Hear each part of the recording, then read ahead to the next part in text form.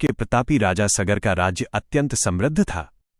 उन्होंने अपने यश और साम्राज्य की वृद्धि के लिए अश्वमेध यज्ञ का आयोजन किया।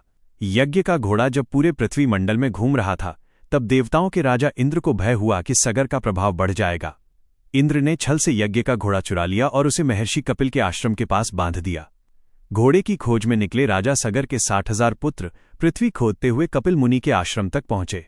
वहां उन्होंने देखा कि मुनि ध्यान में लीन है और घोड़ा उनके समीप खड़ा है। क्रोध और अहंकार में आकर उन्होंने मुनि पर चोरी का आरोप लगाया और उनका अपमान किया। इस घोर अपमान से कुपित होकर कपिल मुनि ने जैसे ही नेत्र खोले, उनके तेज से राजा सगर के सभी पुत्र भस्म हो गए। उनकी मृत्यु के बाद उनका अंतिम संस्कार नहीं हो सका, जिससे उनकी आत्माएं पाताल लोक में भटकती रहीं और उन्हें मोक्ष प्राप्त नहीं हुआ। राजा सगर अत्यंत दुखी हुए, किंतु वे भी अपने जीवन काल में इस समस्या का समाधान नहीं कर सके। उनके बाद आने वाले कई राजाओं ने प्रयास किया, परंतु यह महान कार्य पूरा नहीं हो पाया।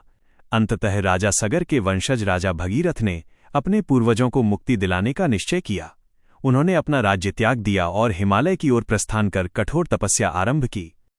राजा भगीरथ ने वर्षों तक एकाग्र होकर ब्रह्मा जी की आराधना की।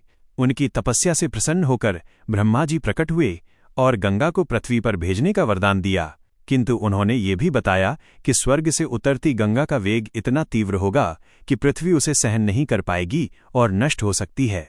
ये सुनकर भगीरथ चिंतित हुए और उन्होंने भगवान शिव की शरण ली। भगीरथ ने शिवजी की घोर तपस्या की, जिससे प्रसन्न होकर शिवजी ने गंगा को अपनी जटाओं में धारण करने का वचन दिया। जब गंगा स्वर्ग से प्रचंड वेग के साथ पृथ्वी पर उतरी, तब भगवान शिव ने उन्हें अपनी जटाओं में रोक लिया।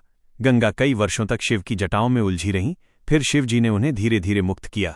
इस प्रकार गंगा अनेक शांत धाराओं में विभाजित होकर पृथ्वी पर प्रवाहित हुईं और धरती का कल्याण हुआ। इसके बाद गंगा राजा भगीरथ के पीछे पीछे चलती हुई पाताल लोक तक पहुंची, जहां राजा सगर के पुत्रों की अस्थियां थीं। गंगा जल के स्पर्श से उन सभी आत्माओं को मोक्ष प्राप्त हुआ और वे स्वर्ग लोक को प्रस्थान कर गए। राजा भगीरथ का महान संकल्प इस प्रकार पूर्ण हुआ। उनकी तपस्या और निस्वार्थ सेवा के कारण ही गंगा को पृथ्वी पर जीवनदायिनी मां का स्थान मिला। यह कथा हमें सिखाती है कि सच्चा कर्तव्य, धैर्य और निरंतर प्रयास से असंभव कार्य भी सिद्ध हो सकता है। इसी कारण आज भी किसी अत्यंत कठिन कार्य को भागीरथ प्रयास कहा जाता है और गंगा को मोक्षदायिनी माता के रूप में पूजा जाता है।